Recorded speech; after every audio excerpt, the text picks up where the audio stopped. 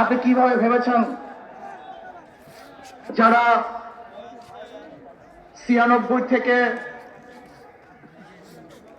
96 পর্যন্ত ফেল করার কারণে 96 ক্ষমতায় আসতে পারে নাই, আবার 2001 থেকে 2005 পর্যন্ত দেশ চালাবার কারণে 2008-এ তারা ক্ষমতায় আসতে পারে নাই।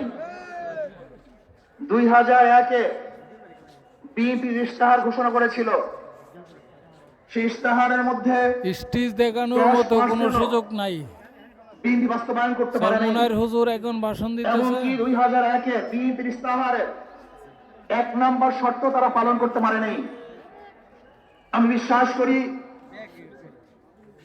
আগামীতে ক্ষমতায় কে যাবে না যাবে আমি জানি না, কিন্তু বাংলাদেশের স্টেজ দেখাতে পারছি না, একটা পর্দা আছে, পর্দার মধ্যে দেখানো যাচ্ছে, একটু টান দিয়ে দেখাতে হচ্ছে, আমি অনেক দূরে। খুনিদেরকে ক্ষমতা দেবে না। বাংলাদেশের জনগণ রক্ত দিয়েছে, জীবন দিয়েছে বাংলাদেশের চাঁদাবাজি করার জন্য নয়, খুন করার জন্য নয়, ব্যস্ত দখল করার জন্য নয়, দুর্নীতির জন্য জীবন দেয়। বাংলাদেশের মানুষ জীবন দিয়েছিল, মানুষ মুক্তি পাবে, শান্তি পাবে। আমার গরিব দুঃখী বহু মানুষ ক্ষুধার্ত থাকবে না, বাংলাদেশের একজন মানুষ খুন আকাশের থাকবে না, বাংলাদেশের একজন গরিব বাস্তবহীন থাকবে না, আমার বাংলাদেশের কোন মানুষ খুন হবে না, খুন হবে না, বাংলাদেশের ব্যবসায়ীদের চাঁদা দিতে হবে না, বাংলাদেশের প্রত্যেক নাগরিক অধিকার বাস্তবায়ন হবে, তারা শান্তিতে বসবাস করতে পারবে, নির্ভীতি ঘুমাতে পারবে, আমার বাংলাদেশ সাহায্যে রাস্তা চলাফেরা করতে পারবে, বাংলাদেশের মসজিদ থাকবে, মাদ্রাসা থাকবে, গাড়ি থাকবে, টুপি থাকবে, বাড়ি ঘর রাস্তা করতে পারবে না, তোমাকে ছেড়ে জল দিতে পারবে না, ইসলামী বাড়ি কাজ করতে পারবে না।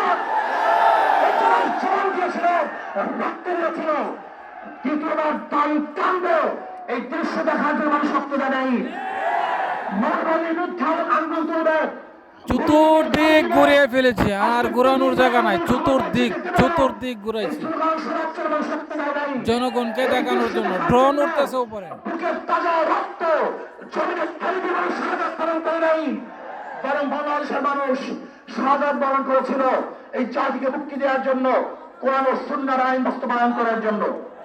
বাংলাদেশের মানুষ ওই ভারতের গোলামি করার জন্য রক্ত দেয় নাই।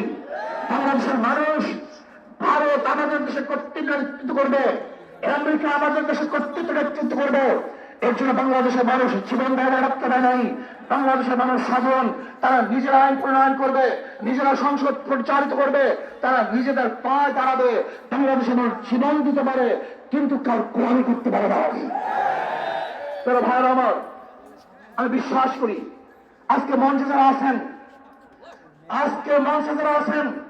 যদি আমরা মুনাফিকি না করি, মঞ্চে যারা আছে যদি মুনাফিকি না করি, মুখের এবং কাজের কথা যদি একসাথে থাকেন, মুখের সাথে কাজের যদি মিল থাকেন, আমি এই লক্ষ জনতার সামনে কসম করে বলতে পারি আগামীতে ক্ষমতা দেবে ইসলাম, ক্ষমতা দেবে ইসলাম।